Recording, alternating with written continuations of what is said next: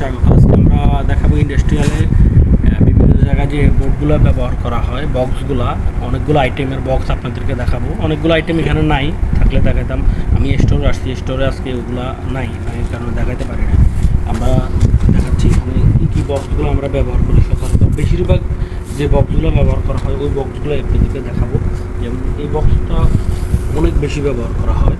এই বক্সটা 1 ইঞ্চি 10x10 full box, 1 ইঞ্চি 10x10 full box. এই বক্সটা অনেক বেশি ব্যবহার করা হয়।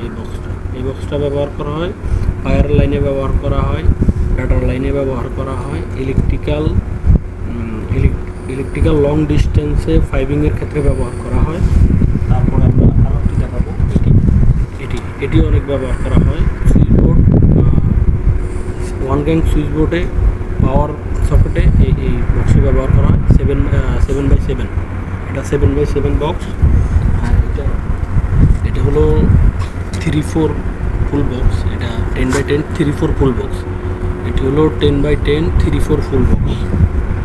তারপর আমরা যে বক্সটি দেখাবো এটা হলো 40x50, এটা 400x150 একটি বক্স। এটা হওয়া ফুল বক্স। এটা অনেক জায়গায় লং ডিস্টেন্সে ওয়ারিং করার জন্য যে পাইপিং ব্যবহার হয়, পাইপিংয়ের ক্ষেত্রে এই ফুল বক্সটা ব্যবহার করা হয়। এটা দুই দিকে দেখেন আপনারা হোল রয়েছে, 3/4 করে দুই দিকে হোল রয়েছে, একদিক থেকে আউট, একদিক থেকে ইন। আরও একটি বক্স দেখাবো আপনাদেরকে। এই বক্সের কাজ আমি একবার ভিডিওতে, আমার নেক্সট একটি ভিডিওতে আমি দিয়েছিলাম। ফ্লোর বক্সের কাজ, ফ্লোর বক্সের টার্মিনেশন কীভাবে করে আমি দেখাইছি। এই ফ্লোর বক্সটি হলো, এটা বক্সটি আমি দেখাতে পারি না, বক্সটি লাগানো ছিল। এই বক্সটি হলো, এটা দেখেন, এটা হলো ফ্লোর বক্স।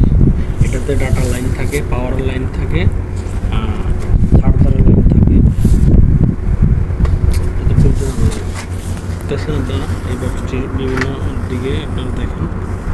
এই যে দেখা যাচ্ছে এই বক্সটি, এটা ভিতরে আমরা দেখাবো। ভিতরে কে দেখাবো আমরা, এই যে ভিতরে দেখেন।